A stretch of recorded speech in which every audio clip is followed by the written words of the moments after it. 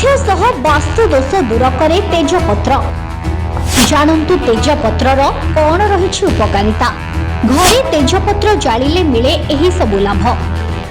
रोषेई घरर एक अत्यावश्यक जिनिस हेउछि तेजपत्र। खबर अनुसार तेजपत्रर सुगंध शरीर तथा मन उपरि मध्य सकारात्मक प्रभाव पकाई थाए। ज्योतिषक अनुसार खाद्य एहार व्यवहार व्यतीत एही तेजपत्रर अनेक गुण रही। उदासीनता चिंता किंबा कौनसी मानसिक चापर मुक्ति पाइबा पई एही तेजपत्र को पुराना कालर व्यवहार करा जाय आसुछि। एक हांडी रे 5 किंबा 7टी तेजपत्र नियो और सेही तेजपत्रर धुआं को समग्र घर रे विस्तार कर।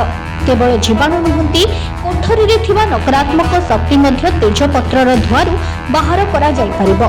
तेजपत्रर जळुथुबा गंध शारीरिक थक्का पेट जंत्रणा वायरल संक्रमण इत्यादि मुक्ति देबो। अन्यपटे एही सुगंध आम स्नायु प्रणाली उपरे मध्य विशेष प्रभाव पकाई थाए। एहा भितरे बहु किछि औषधीय तत्व रही थाए। तेजपत्र समस्त भारतीयों घरे निश्चिंत रही थाए। एहार व्यवहार रे छोट बड़ रोगर निवारण होई थाए।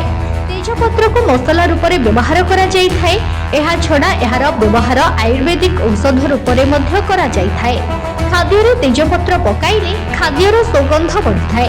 खाद्य तैयारी करिबारे तेजपत्र को प्रयोग करा जाय, जहा फल रे खाद्यर स्वाद सह तार सुगंध बहुत बढ़ी जाए।